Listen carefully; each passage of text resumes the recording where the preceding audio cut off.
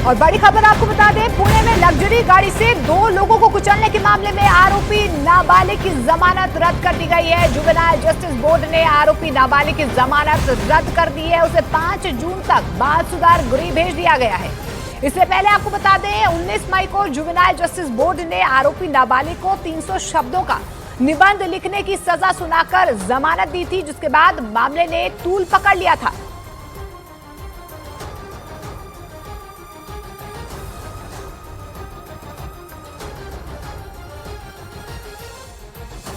जैसा है कि 19 मई 2024 की जो ऑर्डर थी ऑनरेबल कोर्ट की, जिन्होंने चाइल्ड इन कॉन्फ्लिक्टिंग लॉ को बेल मिली थी, ऑनरेबल कोर्ट ने जुवेनाइल जस्टिस बोर्ड ने इस ऑर्डर को रिव्यू किया है, मॉडिफाई किया है और चाइल्ड इन कॉन्फ्लिक्टिंग लॉ को अभी एक रिहैब होम में 5 जून 2024 तक डिटेन किया हुआ है। 14 दिन के लिए रिमांड होम में 5 जून तक भेजा गया है। हमारी दोनों जो एप्लीकेशन थी, एंड में बोला जाए तो वो अलाउ हुई है।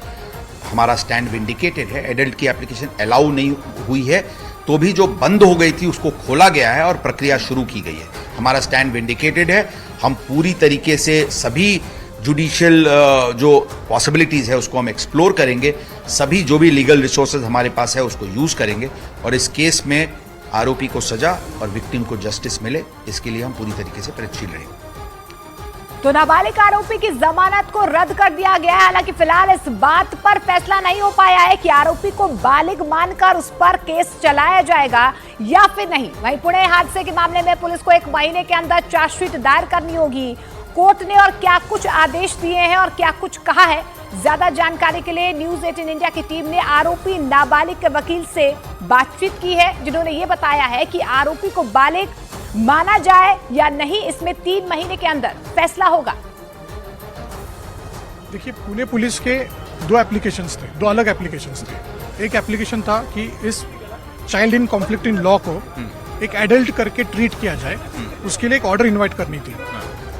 आज उसके ऊपर बहस नहीं हो सकी। उसकी ये वजह है क्योंकि जो प्रोसीजर है लॉ की, उस प्रोसीजर के हिसाब से किसी भी चाइल्ड इन कॉन्फ्लिक्टिंग लॉ को जिस दिन उसके खिलाफ एक FIR होती है, उसके बाद 30 डेज के भीतर एक चार्जशीट फाइल करनी होती है पुलिस को।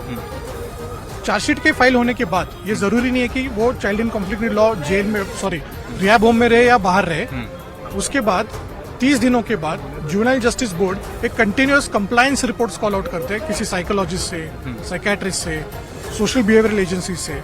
ये पूछताछ करते कि इस माइनर का सोसाइटी में बिहेवियरल टेंडेंसी कैसा है। अगर रिपोर्ट में ये आया कि इस माइनर को एक एडल्ट करके ट्रीट किया जा सकता है, तो 3 महीने के बाद जुवेनाइल जस्टिस बोर्ड उसके ऊपर डिसीजन ले लेगा।